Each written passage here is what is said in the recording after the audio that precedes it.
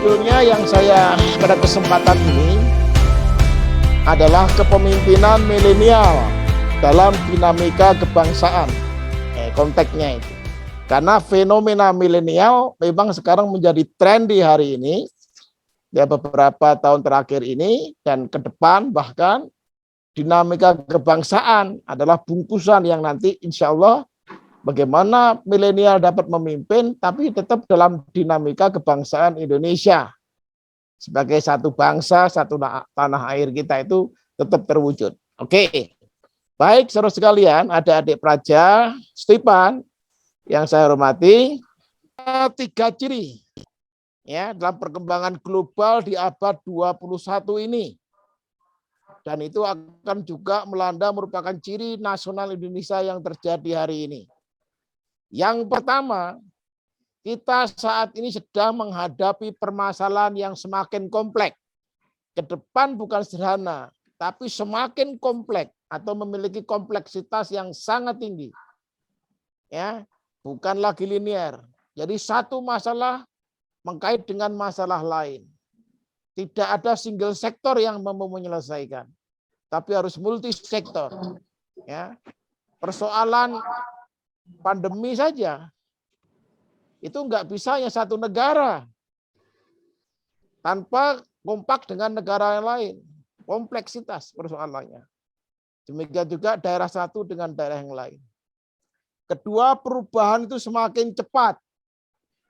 Ya, bayangkan aja kalau Anda punya seri HP sudah berapa ganti dari Galaxy ya toh? 8, 9, 10 sampai terakhir 21 dalam beberapa tahun terakhir. Ya. Apalagi laptop sudah berkembang, Pentium 3 hingga sekarang sudah sangat terbaru ya. Yaitu perubahan semakin cepat. Di Indonesia juga demikian. Bayangkan 10 tahun, 20 tahun yang lalu. Ya. Kita bayangkan Jakarta dan sekitarnya nggak ada jalan layang. Sekarang sudah lengkap. Bahkan sampai ke arah Bandung dan seterusnya dari infrastruktur. Papua perkembangannya semakin maju ya di seluruh daerah lah. Saya kira perkembangan perubahan sangat cepat. Siapa terlambat kalau naik kereta ya pasti akan kalau naik kereta ya pasti akan apa namanya? Kalau naik kereta dia akan tertinggal karena ada perubahan yang sangat cepat. Berikutnya adalah ketidakpastian yang tinggi, saudara sekalian. Ya, ada ketidakpastian yang tinggi, saudara sekalian. Ya, ketidakpastian yang tinggi itu misalnya pandemi. Ya, itu siapa yang bisa menjamin tahun ini selesai? Siapa yang menjamin tidak terulang kembali gelombang 3? Siapa yang menjamin bulan depan sudah 0? Ini semua tidak ada yang menjamin. Jadi ketidakpastian tinggi. Semuanya ini ada 3 faktor yang sekarang saling mempengaruhi. Satu, perkembangan ilmu pengetahuan dan teknologi. Ya, virus corona tidak ada obatnya, tapi dengan kemajuan teknologi orang menemukan vaksin untuk mengatasinya dan seterusnya. Ya. Pandemi 19 betul-betul malapetaka besar. Kita sudah hampir 2 tahun. Ekonomi kita berantakan karena pandemi 19. Termasuk kita dalam studi ini juga tidak bisa tatap muka dan hanya bisa lewat layar kaca karena pandemi luar biasa. Kemudian pengaruh industri 4.0. Revolusi industri 4.0 itu adalah sebuah kondisi kegiatan industri di mana semua berbasis internet. Ya, mal-mal akan cenderung tutup diganti online, ya. Yang toko-toko tradisional akan sepi, digantilah berbagai belanja online. Maka Tokopedia, ya, Bulakkapa dan seterusnya itu menjadi sangat diminati dan makin berkembang. Itulah saudara sekalian yang saya hormati bahwa ciri inilah yang menjadi warna juga bagi perkembangan nasional di Indonesia. Jadi satu, kompleksitasnya semakin tinggi. Kedua, perubahannya semakin cepat ketika uncertainty atau ketidakpastian yang tinggi. Lalu apa yang bisa kita lakukan? kalau kita sebagai orang milenial, kita lihat apa sih fenomena milenial itu? Yang pertama, bonus demografi suatu kondisi. Bonus demografi itu adalah suatu kondisi. Ya, ini fenomena pertama, fenomena bonus demografi. Ya, demografi ada bonusnya ini. Suatu kondisi di mana populasi masyarakat yang akan didominasi oleh individu dengan usia produktif 15 sampai 64 tahun. Umumnya 30-40-an tahun. Itu fenomena yang milenial disebut itu ini. Karena munculnya berbagai dominasi oleh usia produktif. Maka jangan kaget kalau banyak menteri muda.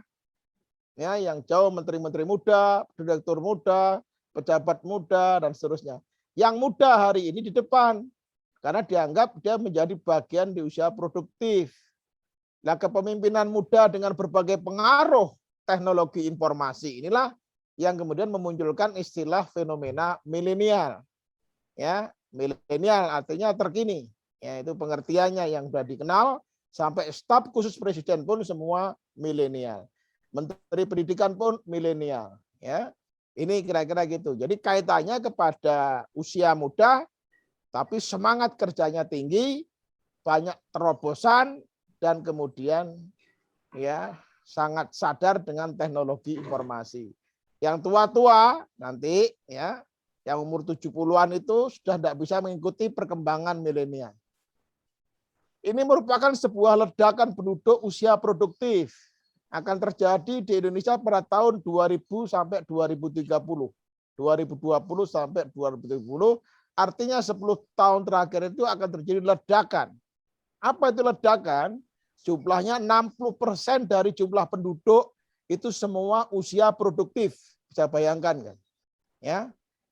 Nanti implikasinya kepada kesiapan SDM, saudara-saudara sekalian, dalam menghadapi bonus demografi dan ledakan penduduk usia produktif ini. Kemudian diperkirakan oleh Bappenas sebagai perencana pembangunan nasional di Indonesia akan terjadi tahun 2030. Ini jumlahnya 64% dari jumlah penduduk sebesar 297 juta. Jadi penduduk kita nanti kalau sekarang 160-an juta atau 267 juta, maka tahun 2030 penduduk kita akan mencapai 290 juta. Ya, juta, ya. Tahun 2030. Nah, dampak bonus demografi ini tentu ada baik positif maupun negatif, saudara sekalian. Yang pertama, bisa memberikan peluang kerja, ya. Karena usia produktif yang tinggi, dia kreatif, lalu dia bisa menciptakan banyak peluang kerja. Seperti peluang kerja seperti Gojek gitu. Itu kan karena pikiran kreatif kaum milenial, sehingga muncul yang namanya kesempatan kerja para tukang ojek dan seterusnya. Belum lagi yang lain-lain, ya. Bisnis online, ya, kafe online dan semacam-macam. Termasuk Bukalapak, ya. Bukalapak, ya, termasuk kemudian Tokopedia, itu semua adalah kaum milenial yang memimpin dan mengkreat. Kemudian ketiga, perkembangan ekonomi. Pasti dengan usia produktif yang tinggi, mereka berkreasi penuh inovasi dan kemajuan teknologi. Itu perkembangan ekonomi Indonesia insya Allah akan membaik. Dan terakhir, perkembangan sektor lain. Kalau perkembangan ekonominya didorong maju, peluang kerjanya juga maju, maka ini makanya, maka perkembangan sektor lain seperti pendidikan pasti menyesuaikan, juga akan maju. Tidak akan perkembangan kurikulumnya masih usang seperti lama, pasti menyesuaikan dengan paradigma ini, perbaikan kurikulum. Oleh karena itu sekarang ini Menteri Pendidikan dan Kebudayaan menerapkan kebijakan Merdeka Belajar dan Kampus Merdeka. Saudara-saudara sekalian, lebih banyak kepada praktek, lebih banyak kepada terapan. Dan nanti insya Allah ada aturan-aturan sering berkunjung ke magang ke tempat-tempat kerja secara real. Adik-adik sekalian, itu efek dampak positif. Apakah ada dampak negatifnya? Jawabannya ada. Dampak negatifnya yaitu pengangguran akan meledak.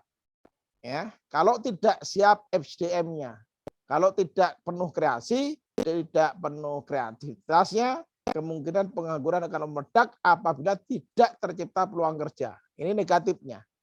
Yang kedua, kualitas dan kualifikasi SDM dituntut. Ya, saudara sekalian, nanti ada namanya ketidakseimbangan antara kualitas yang tersedia dengan kualifikasi dari perusahaan yang meminta saudara, termasuk pemerintah. Pemerintah akan semakin ketat menyeleksi calon pegawainya, swasta juga demikian. Sehingga nanti banyak tenaga di luar yang pengen ngelamar, tapi kualifikasinya tidak bisa ngimbangin. Karena tuntutan kualifikasi hari ini dan 10 tahun ke depan, nggak akan ada swasta yang mempekerjakan pegawai yang nggak bisa bahasa Inggris. Apalagi buta komputer, nggak akan laku itu. Misalnya seperti itu. Besok ditambah lagi, bahasa asing satu lagi, terserah. Umumnya bahasa Mandarin, misalkan gitu. Jadi komputer ini sekarang dituntut ya. Orang harus menguasai kualifikasinya. Kalau nggak punya kualifikasi seperti itu, ya bersaing akan susah.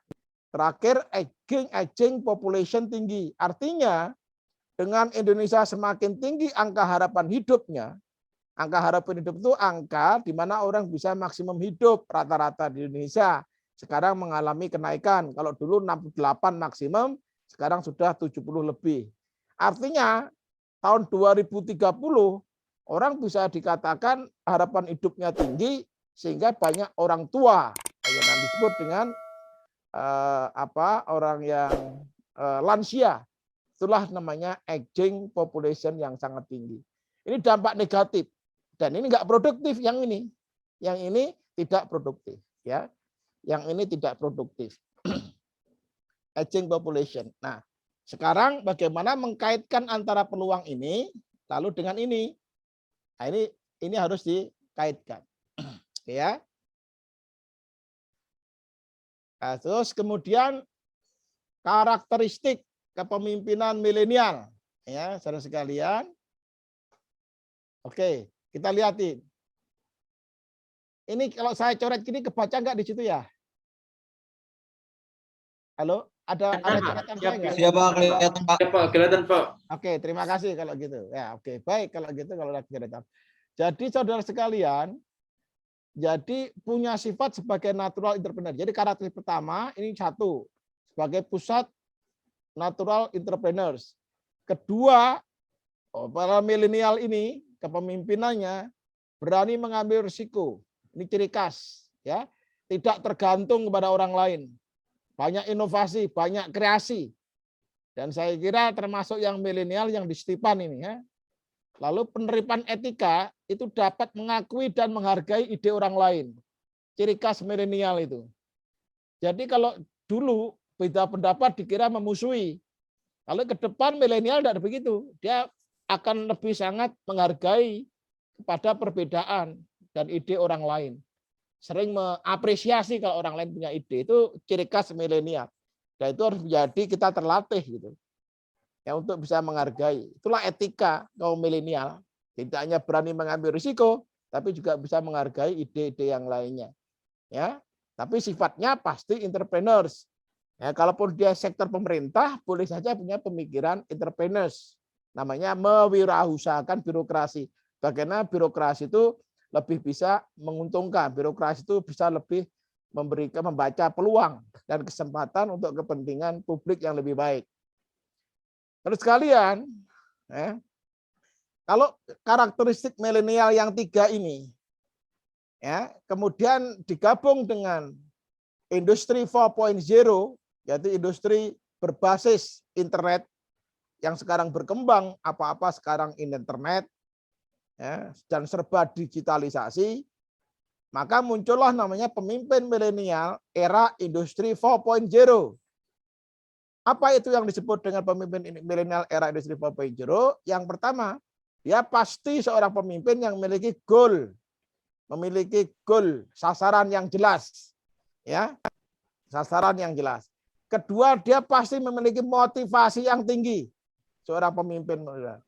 dan dia pasti bisa mempunyai dukungan, ya, membutuhkan dukungan dan siap memberikan dukungan kepada siapa saja. Jadi orang-orang milenial ini memang butuh dukungan dari siapapun, termasuk khususnya pemerintah, untuk mendorong kebijakan ke arah berkembangnya atau tumbuhnya para pemimpin milenial. 3 sukses itu menjadi kunci kaum milenial. Apapun yang dikejar sekarang itu harus sukses. Kemudian bagaimana mereka bisa berkontribusi, setiap anggota atau pemimpin milenial itu kontribusi baik untuk negara bangsa maupun untuk keluarga dan pribadinya, termasuk masyarakat. Jadi selalu berpikirnya kontribusi. Karena orang hanya bermanfaat kalau dia bisa bermanfaat kepada orang lain. Itulah orang berguna. Kaum milenial juga memikirkan hal itu. Kemudian teamwork. Milenial tidak akan pernah berdiri sendiri, selalu membangun sebuah kerjasama secara tim, bukan atasan bawahan, tapi adalah teamwork building, bekerja secara tim dengan yang lainnya. Inilah ciri khas saudara sekalian, pemimpin milenial di era industri 4.0.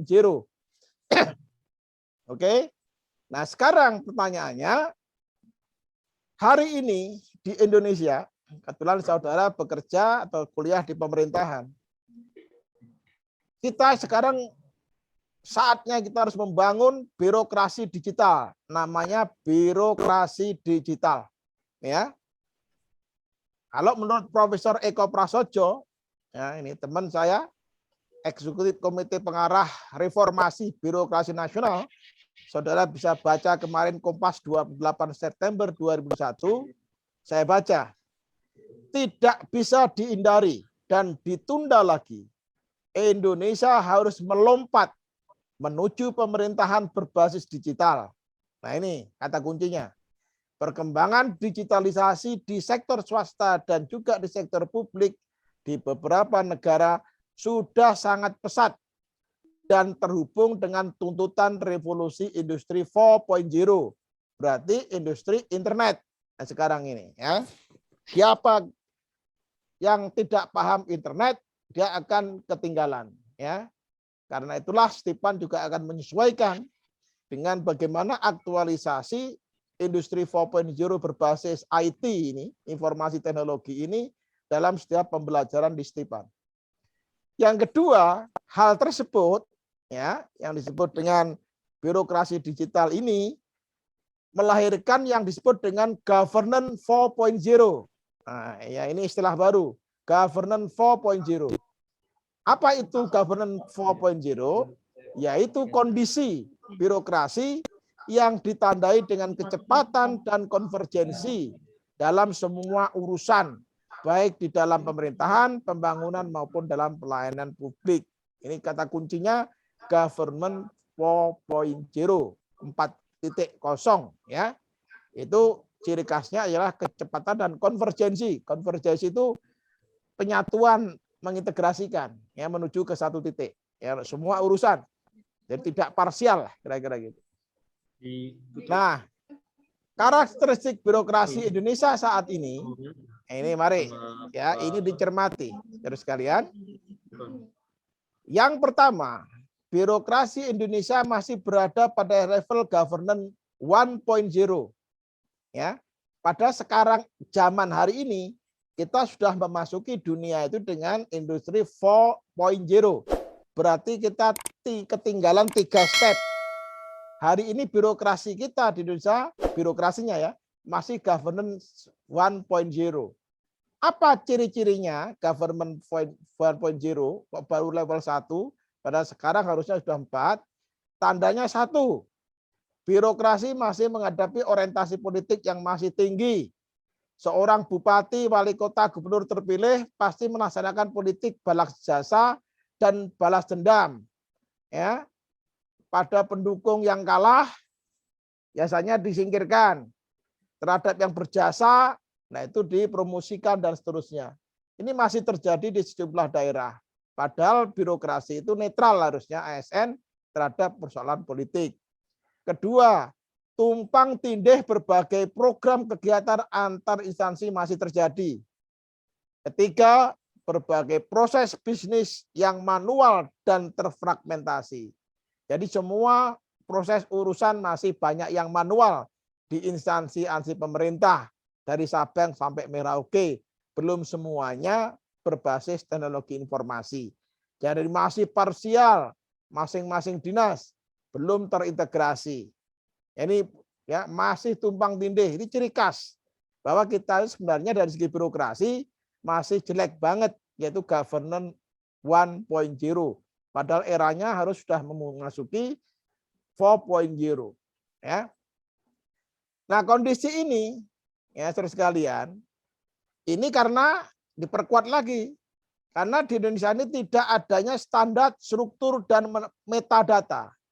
Di kementerian dan lembaga maupun Pemda sedang untuk integrasi dalam rangka governance 1.0, kita membutuhkan satu data Indonesia.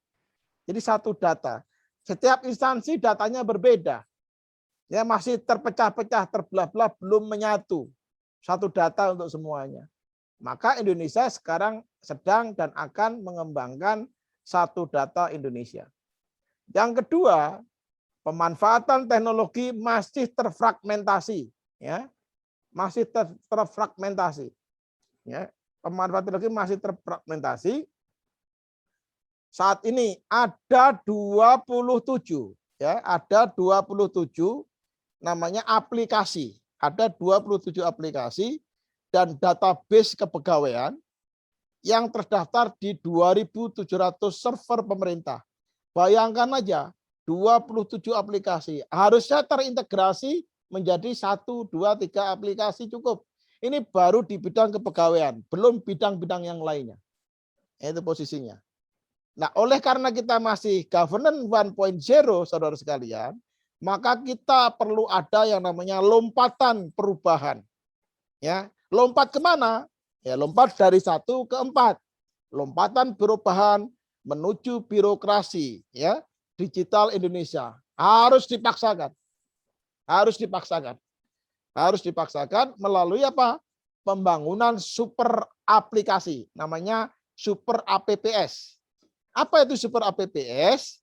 Adalah platform digital yang terintegrasi menawarkan berbagai macam pelayanan dalam satu aplikasi. Jadi kelak kemudian hari, semua kita hanya butuh satu aplikasi untuk semua urusan. Ya bayangkan, itulah super APPS, ya super aplikasi yang sedang dirancang. Kalau dulu aplikasi Gojek, satu Gojek sendiri, orang pakai ojek motor, terus makanan sendiri, ya mobil sendiri. Urusan apa lagi? Sekarang satu aplikasi Gojek bisa merangkum mulai dari pesan makanan namanya GoFood, atau ngirim barang GoSend, atau pesan sepeda motor Gojek. Satu aplikasi bisa terintegrasi semua kebutuhan. Ke depan tentu seperti itu. Di Stipan sendiri nanti satu aplikasi akan menjangkau semua urusan. Sekarang kan beda-beda. Mendaftar online satu APP sendiri, ya ta? Kemudian waktu pengolahan tenaga dosen sendiri, kuliah sendiri. Jadi aplikasi-aplikasi yang masih single terpisah ini nanti kelak akan disatukan. Itulah super APP untuk supaya ada lompatan perubahan menuju birokrasi digital Indonesia. Harus dipaksakan melalui pembangunan super APP, yaitu apa itu? Yaitu platform digital yang terintegrasi menawarkan berbagai macam pelayanan satu aplikasi. Oke. Saudara sekalian yang saya cintai, khususnya mahasiswa baru angkatan 1, kita masuk berikutnya. Nah, sekarang mari kita lihat bagaimana saudara menghadapi perubahan situasi yang sangat kompleks, permasalahan perubahan yang cepat, permasalahan yang kompleks, perubahan yang cepat, dan kondisi yang uncertainty atau tidak tentu tersebut. Yang dibutuhkan saudara harus membiasakan untuk berpikir sistem. Apa itu berpikir sistem? Saudara harus berpikirnya selalu. Setiap kali ada suatu proses pasti ada input dan output. Kalau prosesnya itu adalah kuliah, maka outputnya adalah memahami, inputnya adalah materi pembelajaran. Kalau outputnya adalah sate yang enak, sate yang yang nikmat, maka inputnya adalah daging dan bumbu. Prosesnya adalah pembakaran sate tersebut. Jadi selalu semua ada input, proses, output. Ya. Kalau outputnya itu adalah inovasi teknologi kaum milenial, maka inputnya adalah kemampuan SDM milenial yang hebat. Prosesnya adalah didorong, diberi kesempatan ya untuk menampilkan karya-karya kaum milenial sehingga melahirkan output yang hebat dari milenial. Jadi ini feedback, umpan balik. Inilah namanya berpikir sistem ya. Berpikir sistem ya. Berpikir sistem seperti ini. Baik, kita lihat sekarang, saudara sekalian, kalau sudah berpikir sistem, maka banyak sekali contoh-contohnya. Ya. Nah, sekarang kita lihat apa hubungannya semuanya itu dengan kebangsaan. Ya.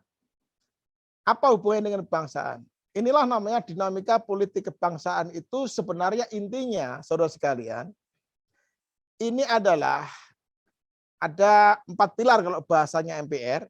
Tapi saya menempatkan Pancasila di atas, kemudian Pancasila itu sebagai ideologi. Seluruhnya harus bermuara pada Pancasila.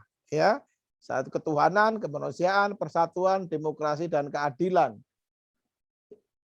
Kau boleh muter-muter di segitiga ini, tapi jangan lupa payung Anda adalah Pancasila. Yang ingin yang dituju adalah masyarakat yang Pancasilais.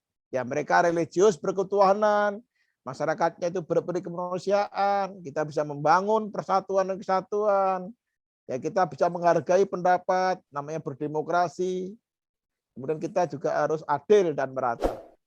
Kemudian Undang-Undang Dasar sebagai landasan konstitusionalnya. Undang-Undang Dasar 45 ini penjabaran dari Pancasila. Inilah yang harus dipahami sebagai seorang calon sarjana pemerintahan. Yang ketiga, Bhinneka Tunggal Ika. Orang semua bersaudara, apapun beda, rambutmu keriting saya lurus, kau hitam aku kuning, misalkan gitu. Kau perempuan aku laki, itu enggak ada masalah, ya. Kita semua bersaudara, orang semua bersaudara, ya. Sebagai apa? Saudara sebangsa dan setanah air. Apa beda suku, agama, rasmu, ya. Jadi tetap bersaudara. Jadi kalau di sini ada orang Papua, ya itu saudara saya. Ada orang Bekasi, saudara saya. Orang Aceh, saudara saya. Saudara sebangsa dan setanah air. Semuanya itu harus dilandasi juga untuk negara kesatuan Republik Indonesia kita bangun makin kuat. Sehingga ide-ide kepemimpinan milenial berada di dalam ruang segitiga ini. Jangan lupa selalu melihat 4 pilar ini. Pancasila, UUD 45, Bhinneka Tunggal Ika, dan NKRI. Situ bisa berpolah di sini, berdinamika di sini, ya, berkiprah di tengah-tengah ini, tapi jangan keluar koridor. Jelasnya adalah ini. Inilah koridor dan panggung inovasi milenial dalam dinamika kebangsaan. Hadirin sekalian, ya, ini adalah tadi koridornya 4, Pancasila, Undang-Undang 45, Bhinneka Tunggal Ika, dan NKRI. Ruang inovasi saudara ini berada dalam sebuah panggung terbuka. Nah, tapi koridornya 4 ini jangan dilewatin. Anda boleh kreasi, membuat gambar loving, kamu boleh berkreasi membuat gambar kotak kuning, atau lingkaran, atau kotak hijau, segitiga, bebas. Itulah inovasi milenial. Namun tetap berada di dalam koridor, ya, 4 pilar ini, ya, nggak boleh keluar dari panggung inovasi ini. Sama dengan kalau dipertunjukkan saudara jadi penyanyi, jangan keluar panggung, nggak jatuh nanti kalau penyanyi, ya. Jadi inilah mereka yang kira-kira keluar panggung, ya, bertentangan dengan 4 pilar ini, pasti urusannya hukum, ya, karena pasti hukum. Ini sudah menjadi konsensus nasional. Kalau ingin hidup di Indonesia, ya patuhilah ini. Jadilah seorang Pancasilais yang baik. Ya, menentang ini urusannya hukum. Ya, saya kira gitu. Jadi koridor dan panggung inovasi milenial dalam dinamika kebangsaan, saudara sekalian akan dihadapkan pada pembatasan namanya koridor, tapi mendapatkan peluang untuk berimprovisasi melalui ruang inovasi ini. Apapun inovasi saudara, perhatikan yang 4 ini. Kira-kira gitulah bagaimana kepemimpinan milenial ini di dalam dinamika kebangsaan di Indonesia. Kita ngomong di Indonesia, bukan di negara lain, ya. Kita ngomong di Indonesia, bukan negara lain. Oke, sekarang kesimpulan saudara sekalian, saya ingin sampaikan, ya. Pertama, bahwa inovasi terbuka untuk kaum milenial dalam panggung Indonesia, ya, sangat diberikan ruang, inovasi sangat terbuka panggung. Namun harus tetap dalam koridor 4 pilar kebangsaan Indonesia, yaitu apa? Pancasila, UUD 45, Bhinneka Tunggal Ika, dan NKRI. Yang pertama.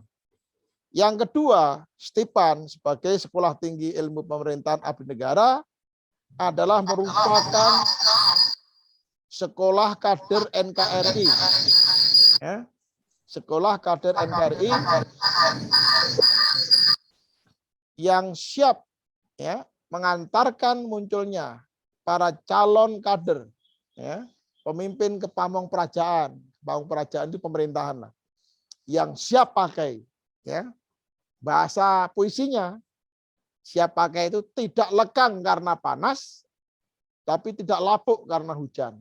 Itulah kita harapkan lulusan STIPAN nanti pada akhir studi, saudara akan menjadi calon kader seperti itu. Yang terakhir adalah selamat belajar. Bangsa dan negara sudah gelisah menanti hasil karya saudara semua. STIPAN baru, STIPAN maju. Dan saya terakhir sampaikan pesan dan salam dari Bung Karno, Presiden pertama Republik Indonesia. Dalam ucapan terima kasih saya bacakan, gantungkan cita-citamu setinggi langit, bermimpilah setinggi langit. Jika engkau jatuh, maka engkau akan jatuh di antara bintang-bintang. Terima kasih atas perhatiannya.